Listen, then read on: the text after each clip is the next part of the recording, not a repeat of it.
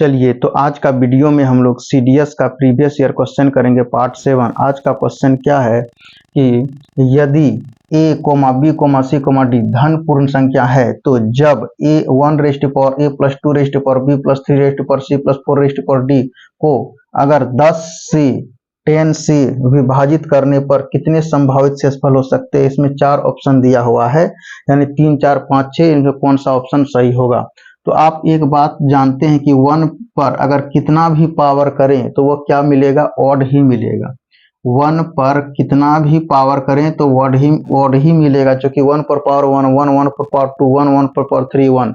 यानी अगर यदि 2 पर कितना भी पावर करें तो आपको इवन मिलेगा। कितना मिलेगा, इवन, यानी 2 रेज़ टू पावर 1 2, यानी इवन मिला। 2 रेज़ टू पावर 2 यानी 4, यानी इवन मिला। 2 रेज़ टू पावर 3 8, यानी इवन मिला। 2 रेज़ टू पावर 4 यानी 16, यानी इवन मिला। अगर यदि हम 3 पर कितना भी संख्या पर पावर करेंगे तो ये मेरा ऑड ही मिलेगा।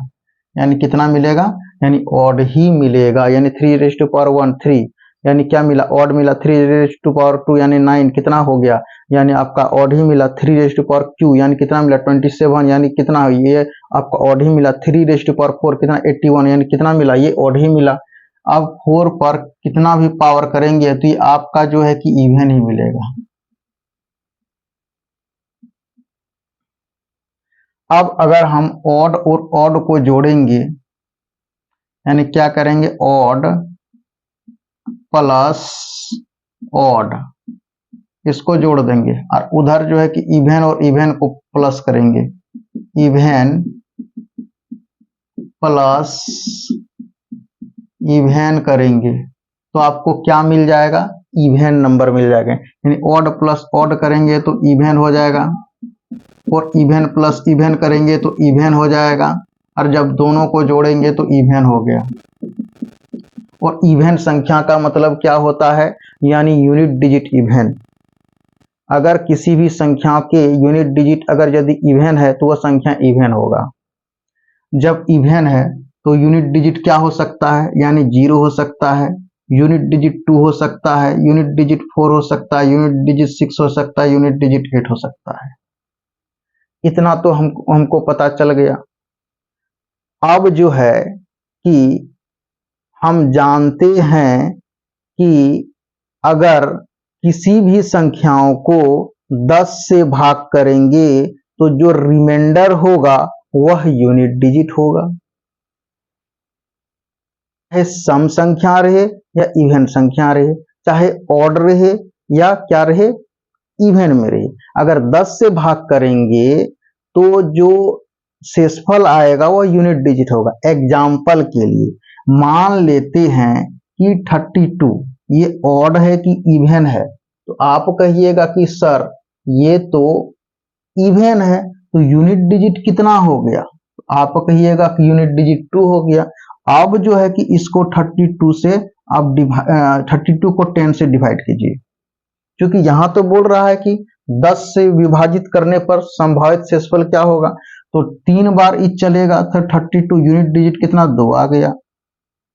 अगर आप लेते हैं 78, अगर हम पूछेंगे कौन सा संख्या है, यानी सम है कि विषम है, तो आप कहिएगा कि सर सम है, तो यूनिट डिजिट इसका कितना है 8 है। अगर 78 को अगर 10 से डिवाइड करते हैं तो कितना हो जाएगा, ये 8 आ गया। तो ये तो क्लियर हो गया। आप जो है कि इवन पे आ जाइए, ऑड पे आ जाइए। अगर मान लेते हैं कि 37 ये ऑड है कि इवन है, तो आप कहिए ऑड है। अगर हम यूनिट डिजिट इसका कितना है 7 है, अगर हम 10 से डिवाइड कर देते हैं तो ये कितना हो जाता है, यानी ये हो गया रिमाइंडर हो गया 7। तो इससे पता चल रहा है कि जो यूनिट डिजिट है वो क्या हो जा रहा है, वो रिमाइंडर हो जा रहा है, यानी 10 से विभाजित करने पर। तो हमको इतना पता चल गया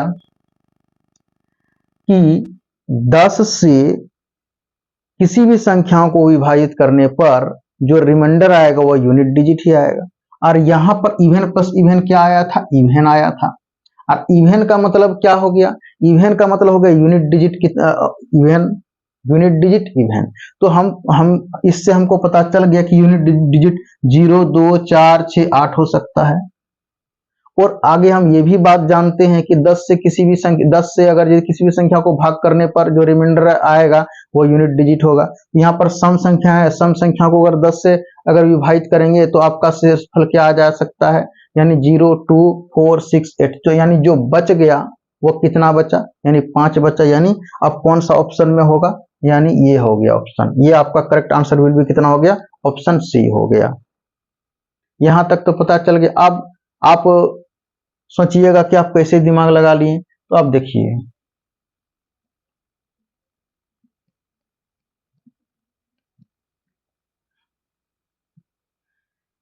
अगर 1 पर पावर करेंगे तो यूनिट डिजिट कितना होगा, 1 होगा। 2 पर पावर करेंगे तो यूनिट डिजिट कितना है, ये यूनिट डिजिट 2 है, यूनिट डिजिट 4 है, यूनिट डिजिट 8 है, यूनिट डिजिट 6 है। अब देखो यहाँ से 2 पर पावर 5 के बाद रिपीट होना शुरू हो गया है। ये देखिए यहाँ पर 2 है, फिर यहाँ पर रिपीट होना शुरू हो गया है।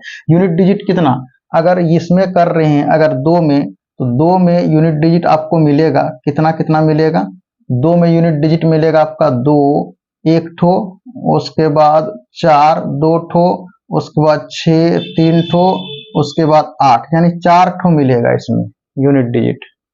और इसमें कितना मिलेगा, इसमें भी आपको 4 ठो मिलेगा, कहिएगा 3 मिलेगा, उसके बाद 9 मिलेगा, उसके बाद देखिए यहाँ ये 3 मिला यूनिट डिजिट, 9 मिला यूनिट डिजिट, 7 मिला और 1 मिला, यानी 4 ठो, 3 9 7, और ये कितना मिल गया, 1 हुआ।